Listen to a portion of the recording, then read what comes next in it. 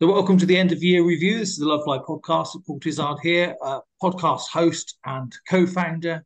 Trying to remember what it's called. And we've got a bunch of people in the room today. Obviously, you're watching on YouTube, you can see everybody. But otherwise, if you're listening on our podcast, on the Lovefly podcast, let's just do a quick whiz around the room, see if everybody's here. We're also waiting for one other who seems to have gone AWOL at the moment. Who'd like to go first? I'll go first. Go on then. Yeah. Hello, folks. It's Peter Higgins here, team leader with Lovefly. I've been doing, I think, for 2 to 3 years now. I enjoy every minute, especially helping people overcome their fear of flying. I've been flying for over 60 years. Alas, it breaks my heart to say it, but I've been a passenger on aircraft for over 60 years, and I'm still here. And Good. if I can do it, the Lovefly community can do it. Nice. So Pete also is the creator of the flight checklist. If you haven't come across that, you should download it because it gets lots of rave reviews, right? Pete, you get to choose who goes next. My lovely Sarah. Hi, I'm Sarah, and I'm cabin crew for Virgin Atlantic, and I've been with them now for 24 years. And I've pretty much been involved with Lovefly from the beginning as well. So anything cabin related, cabin crew related, how crew are trained, that's what I specialise in. Yeah. Nice. Sarah, where are we going next? We're going to go to John. Hey, my name's John Bond. I'm the Ops Director for Lovefly. So basically, as I tell people, anything that doesn't need a qualification, I do. And I think we've got to go so to long Sue now because she's the only one left. Oh, feeling very rejected already. Luckily, I'm clinical director of Lovefly, so I can hopefully sort that out for myself. So been with Lovefly co-founder since the beginning, not sure when that was now. When was that? 2019? October, yeah. Just before the pandemic. Excellent timing. Lovely to be here. Our post-Christmas end-of-year review. Yeah, nice. So what we're going to do is go through a little bit about some of the stuff that we were pleased about this year. So we're looking at the Lovefly Facebook group and also the Lovefly podcast.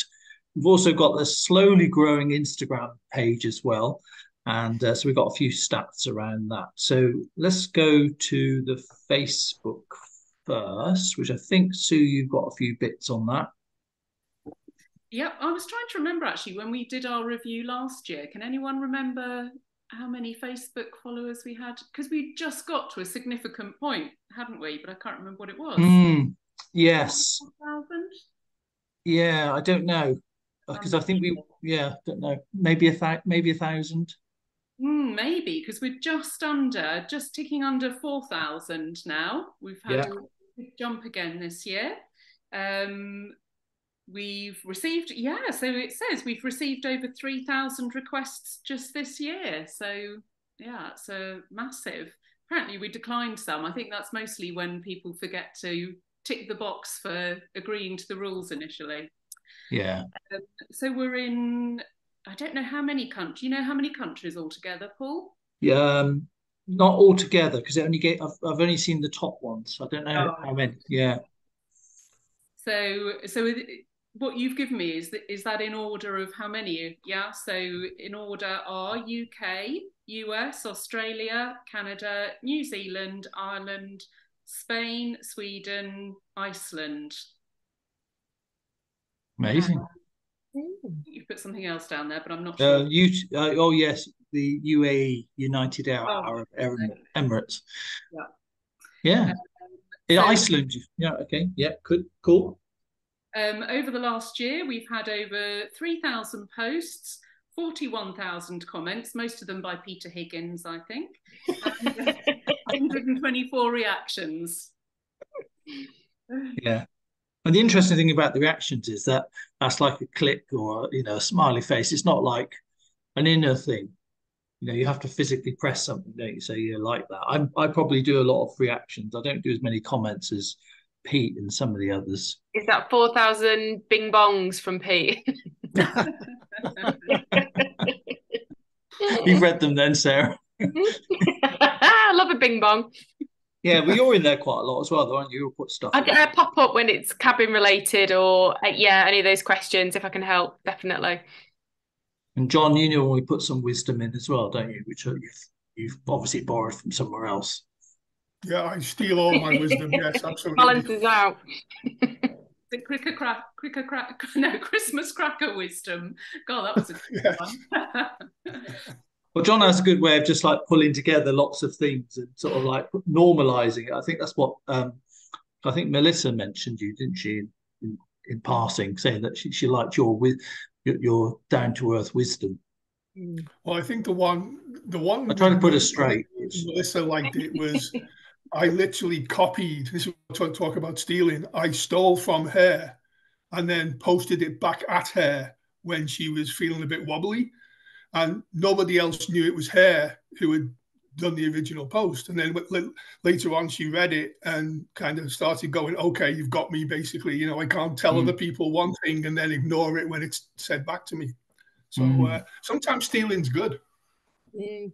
That's easily done, though. A little reminder about your own words of wisdom, because it's good. You can dish it out, but sometimes you can't take it. No, exactly. No, exactly. I'm trying to think of anything else that was on the Facebook stuff. No, that was it. I think that was you covered all the main bits there. I did notice the most popular time that people are on the Facebook page is 2 o'clock and 8 o'clock. There you go. This is the most interesting thing you've heard today. And Mondays are the most popular day. Monday. Nobody wants to work. What time zone's that as well? Yeah. Didn't say. In general. Afternoons and evenings. No. So yeah, that's what it is. So people at lunchtime. All right, let's go to the podcast then, which is well, we're doing pretty well. John, you've got some stats on that, haven't you? Yeah. So the podcast is listened to in 89 countries.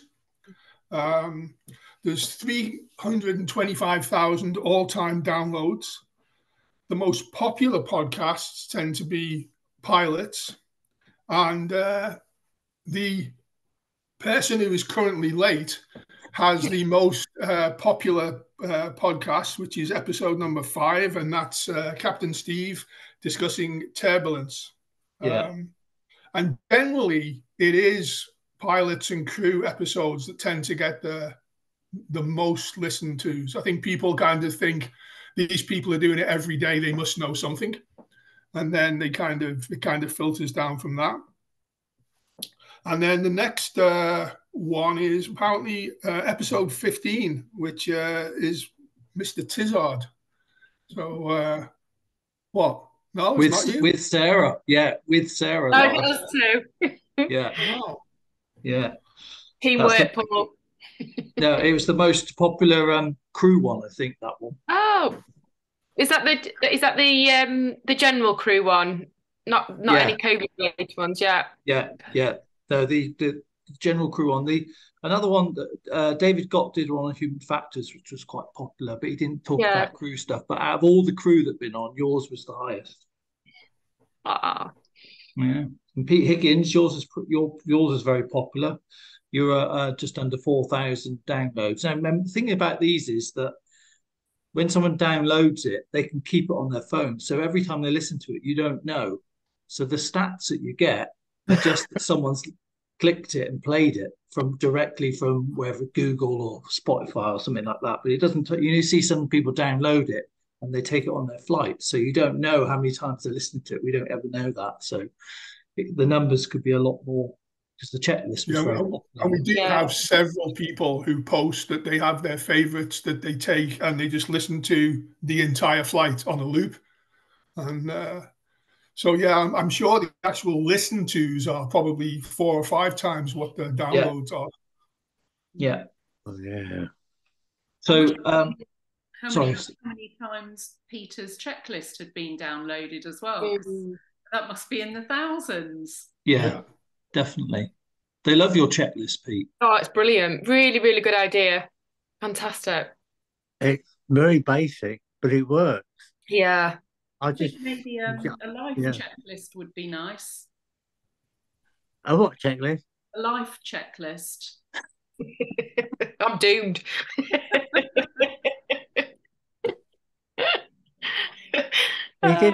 He didn't hear.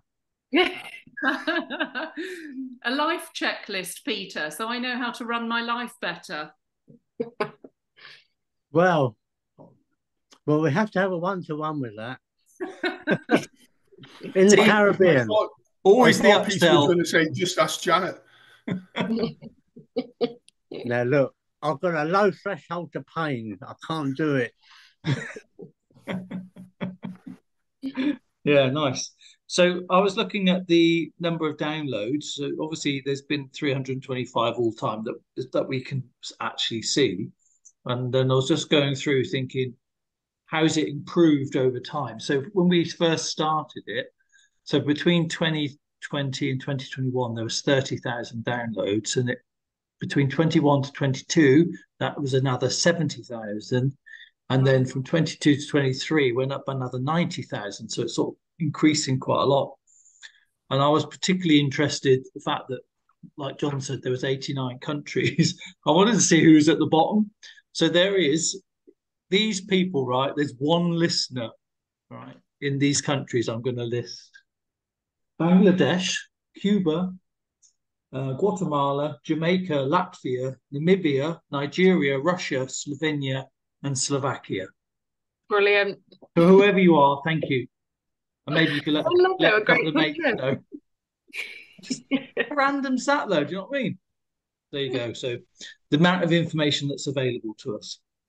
So what has anybody got any kind of like the best bit about the Lovefly for the last year? Is there anything that you think that's particularly stood out to you, or something you particularly enjoy about being part of this community? Well, I think for me, with 60 years as a passenger, it's nice to give something back that is so simple.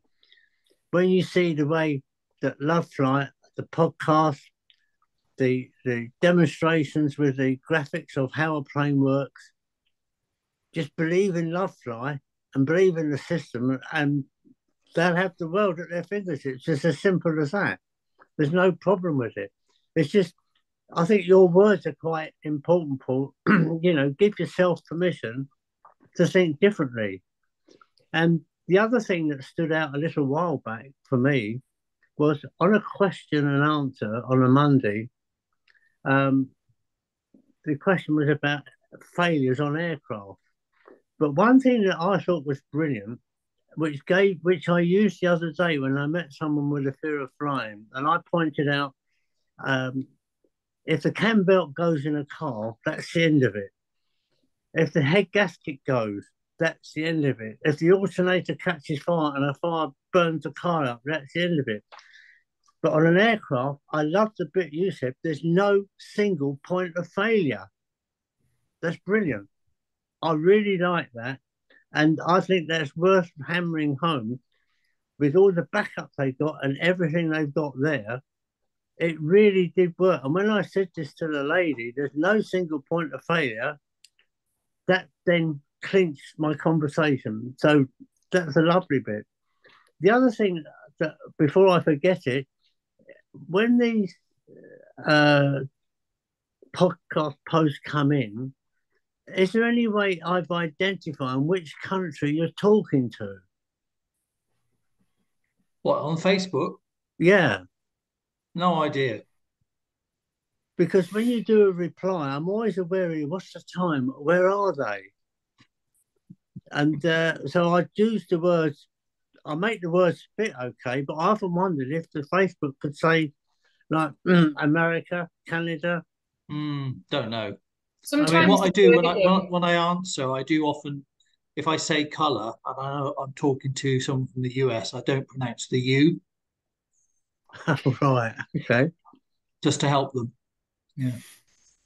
I think you can tell just by the wording of things. They'll always say flight attendant. Obviously, we don't refer. We're called cabin crew in probably most of the world apart from the US, and that normally gives it away, or the way they term the travel, because it's a little bit more like traveling on a bus, I think, in the US as opposed to us. And I think it's a little bit of a different world their air travel is, perhaps it is to us in Europe and the rest of the world. So sometimes that generally, for me, gives it away a lot. And then you can kind of know how to word the reply. Yeah, got So it. Pete's talking about the weekly fear fine Q&A, which we do in the Lovefly. Oh, when you do your live one. Yeah. Oh, yeah, I understand. Yeah. Yeah. Okay, thanks for that. So anybody else from this year, anything that was sort of a highlight or anything that you just sort of think was pretty cool or just was good to be part of this community? I do have my own, but I'm opening up to see if anybody else got anything they want to say. I think Well, for me, I think, particularly, sorry. would be just reading the posts, especially on Facebook, helping me understand, because it's very similar things that are coming up over and over again, and it's interesting to see a different perspective because, we can, it's an industry that I absolutely love, have loved my entire life since I was a child, flying, and obviously it's the safest thing. It's the safest part, reading all the posts and understanding different perspectives of when people start getting nervous, what they're nervous about, all the tiny things that I wouldn't even, consider. It going forward, it helps me in my understanding and helping passengers on board the aircraft as well, because you're getting that different perspective rather than what they're actually frightened about, what they obsess over, when it starts, how they look at us, how they're feeling, and how I word my PAs, how I talk to customers from it's really helped give me that. We've been involved in it quite a long time, so I've always been understanding to a certain extent, but at the same time, I don't have a fear of flying and never have, and so to some extent, don't really understand why you would. So to read all that helps me put myself in their shoes a little bit, so I can make sure that I say the right things and or what I think is going to help them from a different perspective, and or what triggers them, what doesn't trigger them. Definitely, yeah, I find that really helpful. And obviously, we get a lot out of understanding and helping people to start getting from A to B in a better place than they've already been. So that's really rewarding, and it's nice to get the feedback on Facebook. Definitely. Thanks, Sarah. Sue or John, anything for you? Go, John. So my personal journey on this was I was always amazed at how good I would feel when someone takes even just one step towards their goal, and their sense of achievement almost became our sense of achievement. And we may have been a tiny, tiny, tiny part in it, but it actually, the perspective of it helped them. And the one that will always stick in my mind, and it's not because they did anything that they worked harder necessarily, or they had greater fear or anything like that, but it was when Melissa was finally going to take her flight to Canada, and she put everything out there, heart on her sleeve. She'd shown everyone what she was doing. She pushed herself every part of the way. And one part of me had absolutely no doubt whatsoever that she would do it. But on the day she flew, I was a nervous wreck. And it was the weirdest thing, because I'd be checking Facebook and say, well, there's no chance she's, got there yet. There's no chance she's got there yet. I'm sure she's going to get there. She's going to be fine. But it wasn't even that she was going to get there. I wanted her to get there and feel good about it. And when she posted that she got there, I guess it was almost like when you see a kid you've kind of helped learn to ride a bike, actually ride a bike for the first time kind of thing, and really achieve that goal, because you could see how much it meant to her, and vicariously how much her achievement then meant to everybody else who'd been following along with her.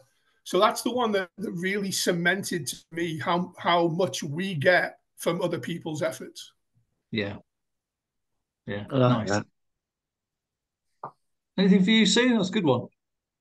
I think for me, I've really enjoyed watching this year how the Facebook community has just looks after itself, how quickly we've actually become very redundant much of the time.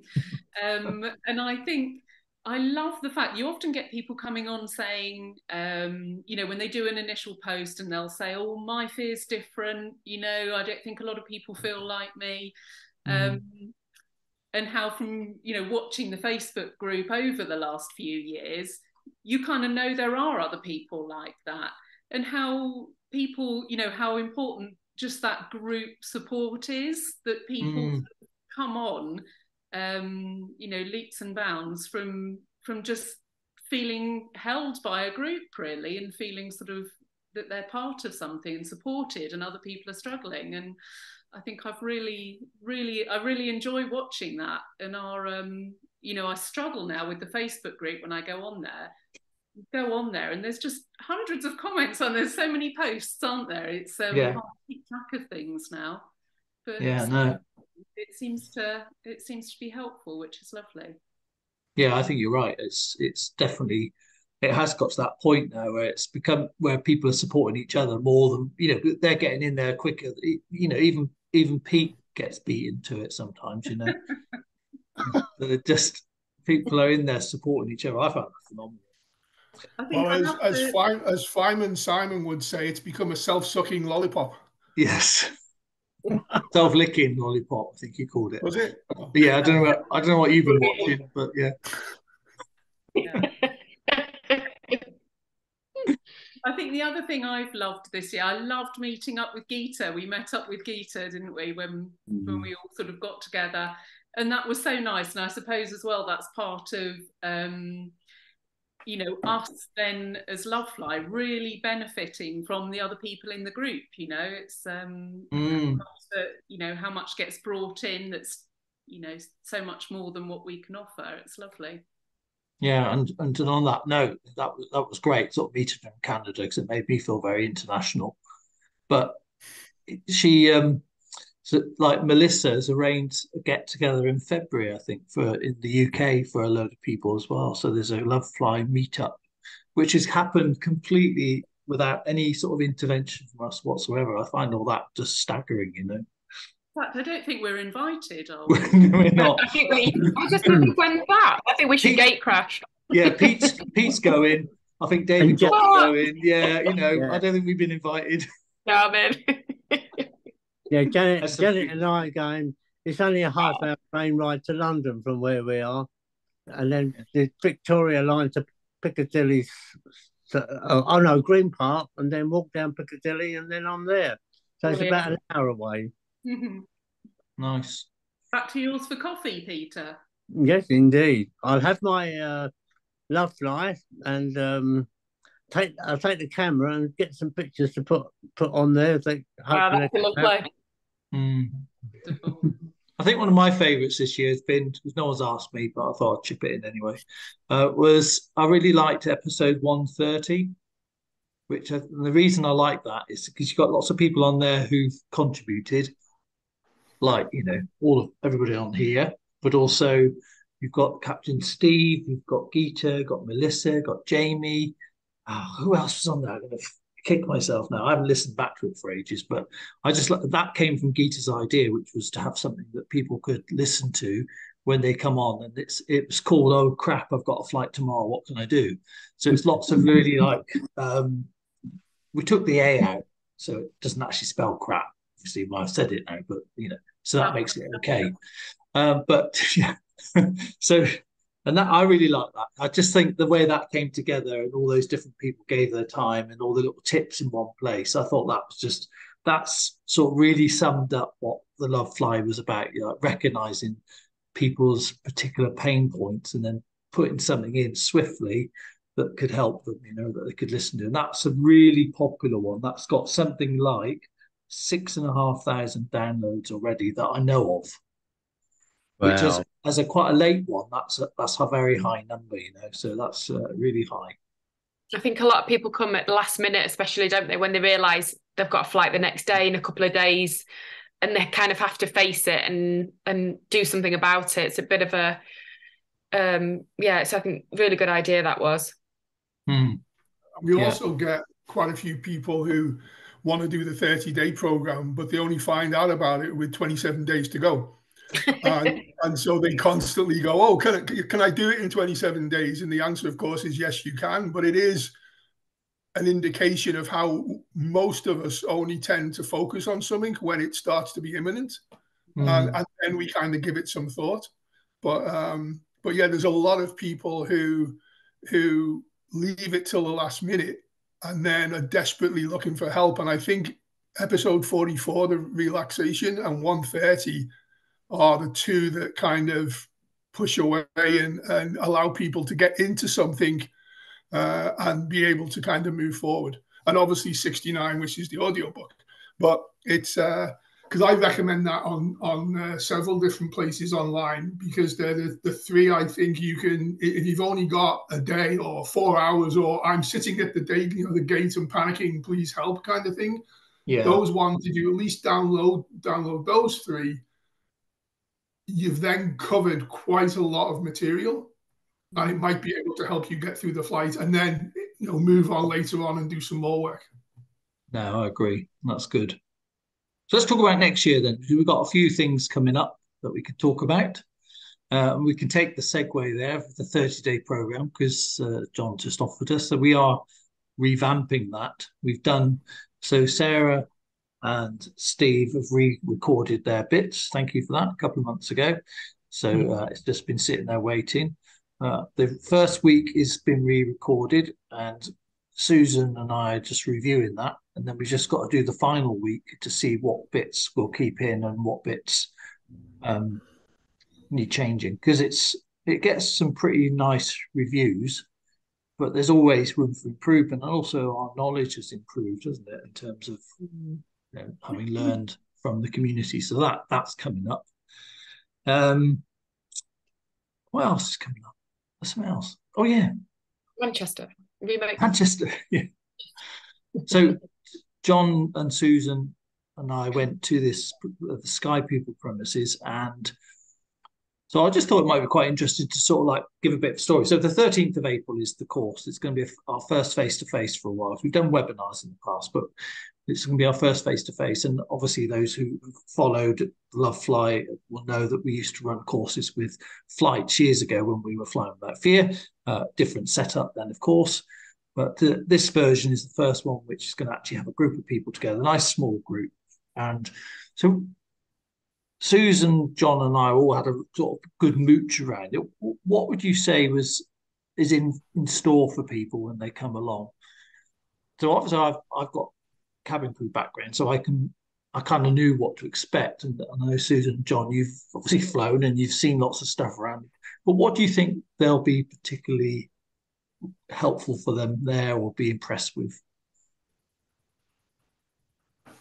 For me, because we'll have, and hopefully maybe Sarah will say a little bit in a minute, because Sarah and Steve do a lot of information that will be really helpful.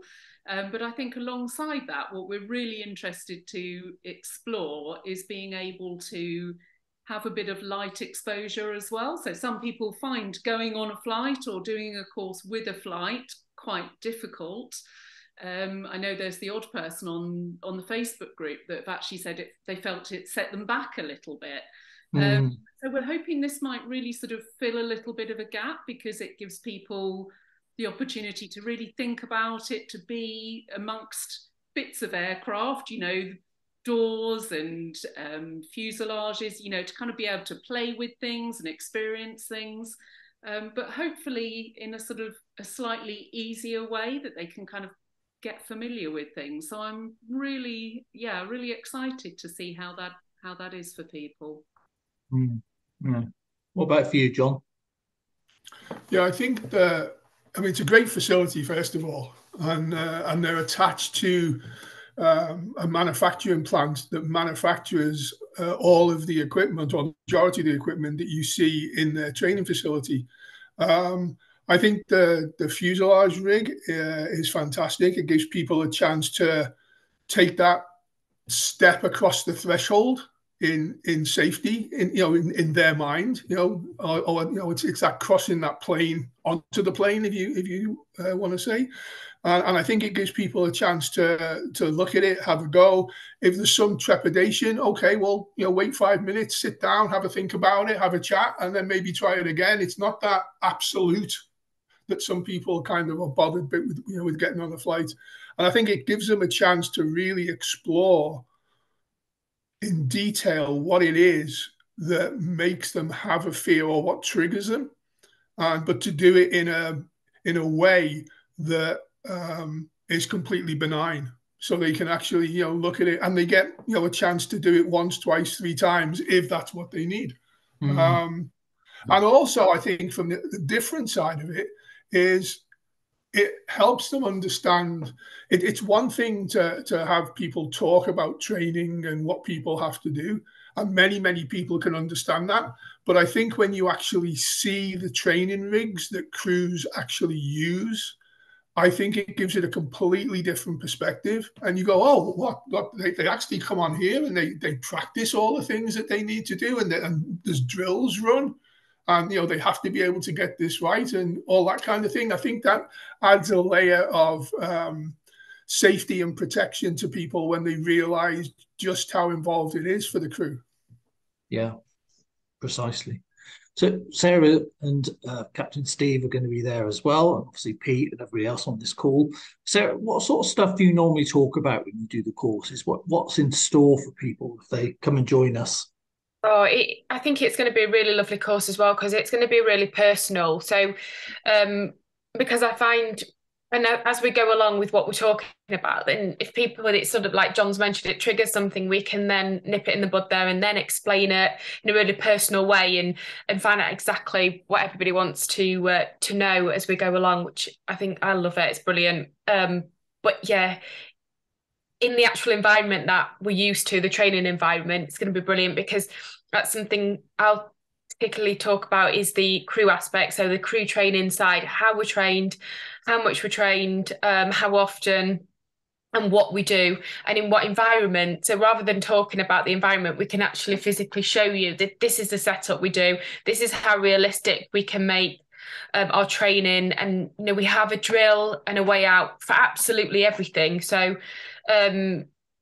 it's how we train it over and over again, and how often we do it, and the examiners watching us, and there might even be some crew doing their training that day when we're there, who knows. So that'd be really brilliant. And it's in our environment, how relaxed it is, how professional it is, how amazing the setup it is. But yeah, we'll talk sort of all aspects on cabin crew training, from aviation medicine to emergency procedures, all the drills for absolutely everything, and how often we're then checked. So it's not just sort of going through our initial training. Every year we get re-examined, pre-flight briefings, medically, as we know from Facebook, questions about panic attacks or what happens if I get ill on board an aircraft. So I can explain about the equipment that we carry, the support we've got on the ground, the what ifs on the medical side of things, and how well you are looked after. And I think that surprises a lot of people, how much equipment, how much drugs, how much training. Of course, we need to act very quickly using the equipment, the space available, and the training that we've got, and the team on the ground, our doctor team on the ground that we'll talk about, and how much support they give us, and make it very realistic, and Brilliant. really personal. So you can ask us many questions as well. But yeah, mainly on the crew side of things. That's really good. And if anyone gets stressed, Pete Higgins will sing to you. You don't want to lose anyone. You're running out. I have to shut the door. Do you remember that podcast where I took Andrea to Gatwick?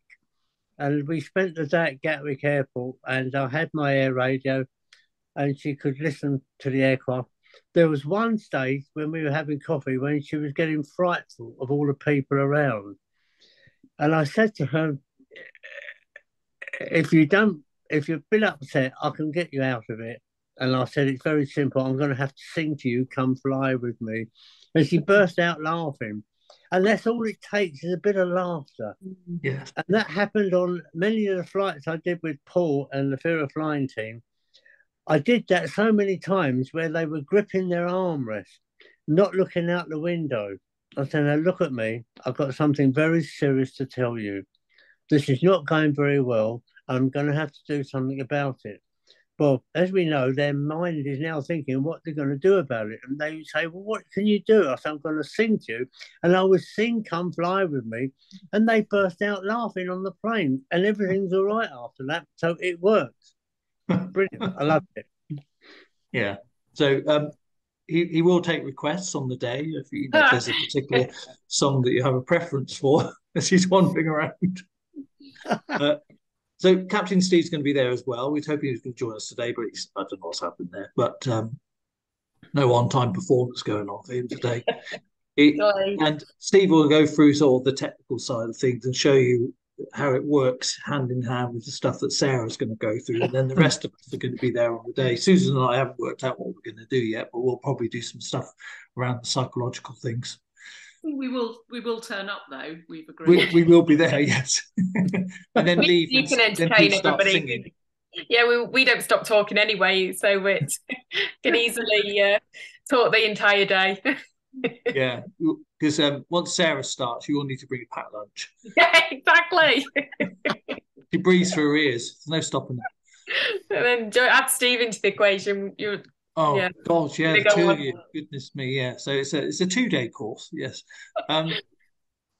So the other thing that we've got planned coming up is we've just managed to secure a simulator, so we do these one-to-one courses. I don't know if you've ever, Pete and Sarah, but I don't know if you know we do these, but just occasionally we get somebody who wants to have that slightly more intense thing. And we've just managed to get an arrangement now so that we've got access to simulators so that people can come and do an actual flight.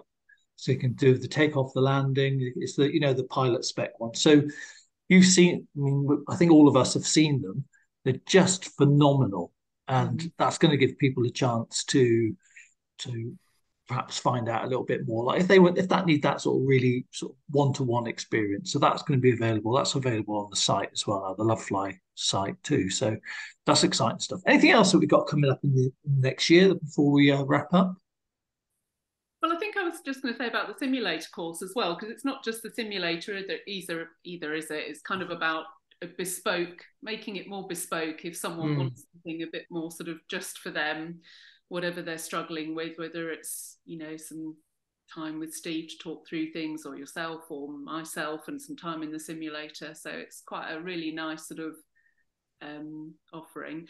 But I think also, I suppose I was thinking this year feels like it's been a really bedding everything in that we've got going so far, and we've got a few things on the horizon that we're working on behind the scenes, haven't we, that are a bit hush-hush at the moment, but we're hoping will sort of come to fruition a bit more over the next year.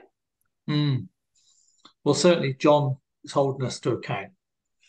Yeah. So we meet every week and he said, have you done this yet? No. Have you done this yet? No. So there is a bunch of things. He's a bit of a slave driver, Pete. Honestly, he's a bit of a terror, to be honest. Yes, our deadlines are somewhat elastic, as I once said. It's busy, though. It's busy. Life's busy, John. We will get to it. Yes. Well, I think also we have so many things that we want to do, don't we? There's more ideas than there seem to be time. Well, also there's more uncontrolled ideas, shall we say? So to give some people an idea, Sue, Paul, and I were in a place in Wales for a weekend having kind of a retreat, and Paul and I went to have breakfast. And we had breakfast. We had a fantastic conversation. We had some brilliant ideas, and we both came back like little excited boys and sat Sue down and went, right, this is our idea. And we were both like, this is like we've discovered the cure for something, right? We were just so excited. And I'd nearly set it up, hadn't I? I was so convinced it was such a... He got online and set up what we needed to do. And Sue listened, and she listened, and she listened. And at the end of it, we kind of ran out of breath and stopped. And she went, so have you thought about this? And that one sentence showed us that we had absolutely no ability together to actually control each other personally. We just went along with it and hadn't thought about what it was whatsoever. And that idea fizzled almost immediately. I mean, we actually thought it was a brilliant idea, but we couldn't find a place to use it correctly. So yes, that's a nice way to sum up what is actually a crap idea. Yes. Being polite. Yeah. Yeah. Not like me. That would be a great thing, but for no one on planet Earth. So, yes. but nice try. Yes. But yeah, so there are a few things, like Susan said, there's quite a few things coming up. We can't talk about at the moment because some of we are working on behind the scenes. And there is one which is nearer, but again, that needs a little bit of tweaking. But yeah, can't wait to tell you about that. But so let's do a bit of wrap up then. So we'll meet again in a year's time, all being well. What do we hope to happen between now and then? Is there any sort of like aspirations for yourselves, for other people? And obviously, if this is a crap question, I'll just cut it out later.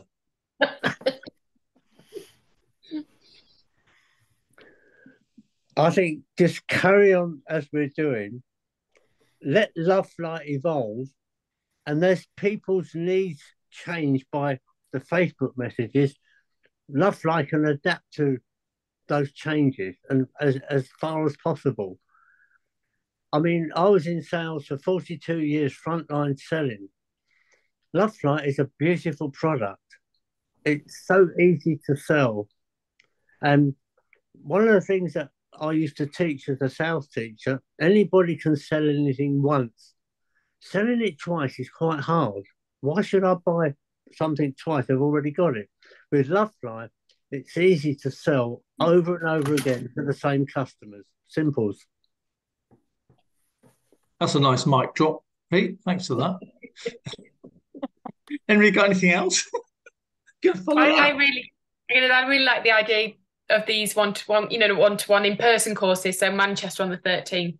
I'm really looking forward to that. I love being in person rather than, obviously there's people all over, so technology absolutely brilliant. But I think just in person, I've always loved the personal courses, and I think they see a human element to us, especially me and Steve, who they sort of, I think when you meet and they realise we're quite normal and, not, I knew you were going to do that, relatively normal humans, not sort of daredevils or put our life on risk and enjoy it, that kind of thing, and see that we've got families and we're human. I think that really, really helps. It goes a long way, and it's lovely to see them all interact with each other as well in person. So for me, it's all about in person. I love it, and I hope we do more of it, and maybe even take it to, got quite a lot of followers in the US, haven't we? So it'd be great if something like that happened. But yeah, definitely all about the in-person courses. I think they're brilliant. Yeah, I quite agree there, because I always recall one moment on one of the Flying Without Fear programs where we were up in the air. Captain Steve was at the front doing the relaying the messages, and the woman at the back, very back seat where we were sitting, was sobbing and sobbing and sobbing. And I knew that I had to change her emotion. Now, she was a head teacher, which means she was probably very highly intelligent. But I overcome it by some of the things I've learned, especially from Paul and all the others. I said to her, I hope we're not up here all night. Of course, she suddenly thinks, why not? And she stops crying. I said, well, we've got to get back before Tesco shuts. And she sort of became curious, no tears. And I said, we've got to get some cat food. We've got two cats, and if they don't get fed, they don't talk to us. And I said, have you ever been ignored by a cat? By changing the emotion on the one-to-one, as Sarah was saying, she was laughing and enjoyed the flight all the way to the landing with Captain Steve up the front. Brilliant. Simples. The one-to-ones, I think, are very good. The human There's a lot of potential. Yeah, brilliant. I love them. Yeah. Over. Okay. Bing bong.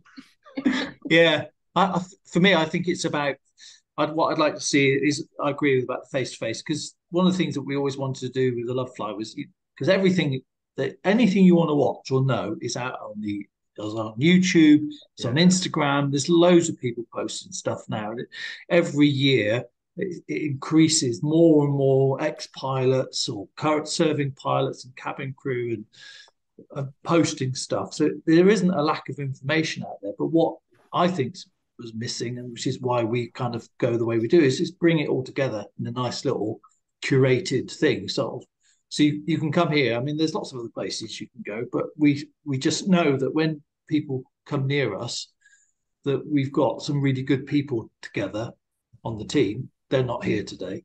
Some really great people on the team who just bring lots of great stuff. And you don't need to go anywhere else. And although, if you choose to, that's obviously your choice. We'll just never talk to you again. But I think this is a nice place and hopefully a safe place that people can do it. And the thing is about face-to-face is you get a real chance to interact. And a lot of people like Debbie Robotham and people like that who've came on the original courses, and Sue McKnight, people like that from the original Virgin days, they've formed lifelong friendships from doing these courses, just from meeting somebody on the day together. So there's a potential to do that as well. Any closing comments from anybody else before we sod off? Well, I think for me, the thing that I'm looking forward to in the future, one of the things that I do is I try to book new and interesting podcast guests. So without giving away the names, we do have already in the can, I believe, or almost in the can, is for the future is a Concorde pilot, a flying theatre, authors of a book that some people have mentioned they quite like, although that's not confirmed yet, a aircrew brain health neurologist, a female Australian pilot who is I think it's the female pilot with the most amount of hours who is currently flying. I don't know if you might know her, Sarah. She was in with Virgin Australia. Oh, I don't know. I'm not giving the name away, so it's hard for you to say whether you know or not. But she's worked for Virgin for many years. So, but she's going to be coming on, and then we also have several other people that are kind of we're hoping to get. We're trying to get some people from NOAA, who they're the people who do all the flights into bad weather and hurricanes and stuff like that, to get their perspective.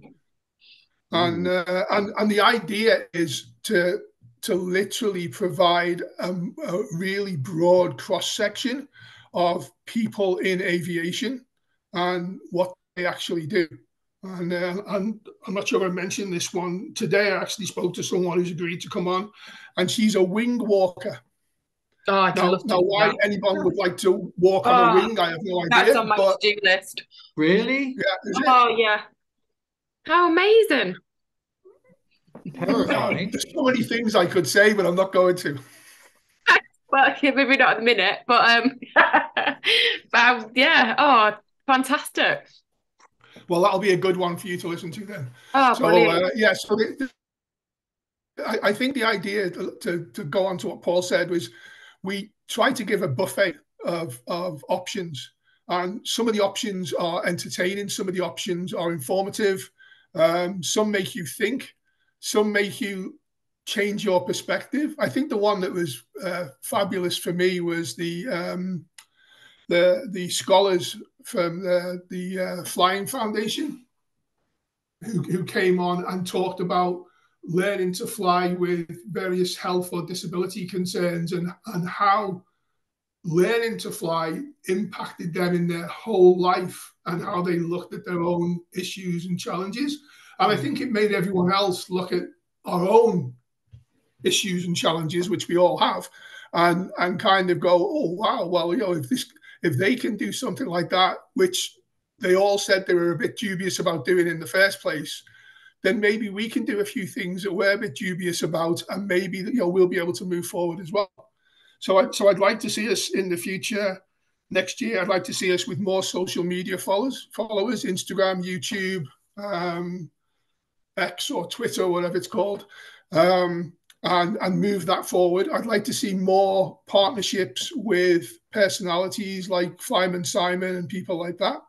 And I'd also like to kind of jump on what Sarah was saying, where is to explore other geographical locations and other partnerships to maybe be able to move forward in that way as well.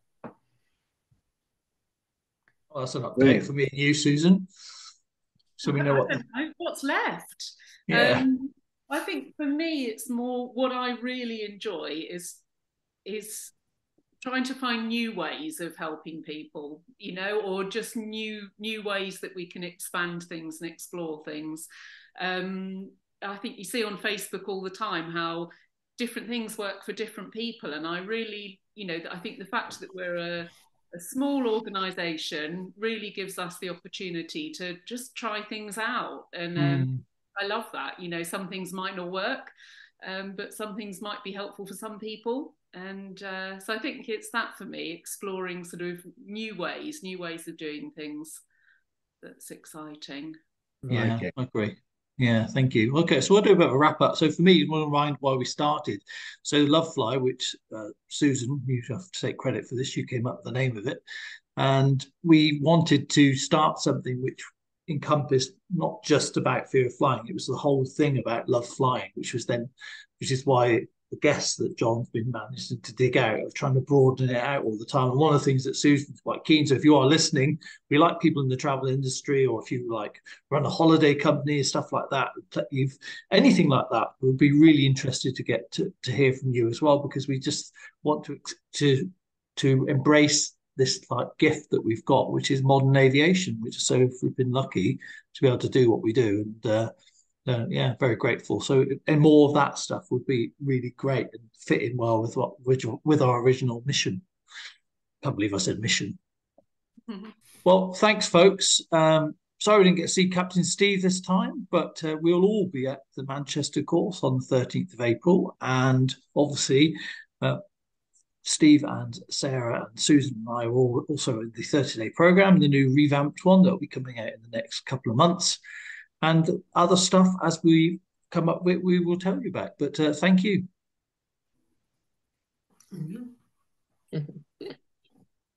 Let's do a thumbs up one. It's cheesy. Or you can wave. Thank you.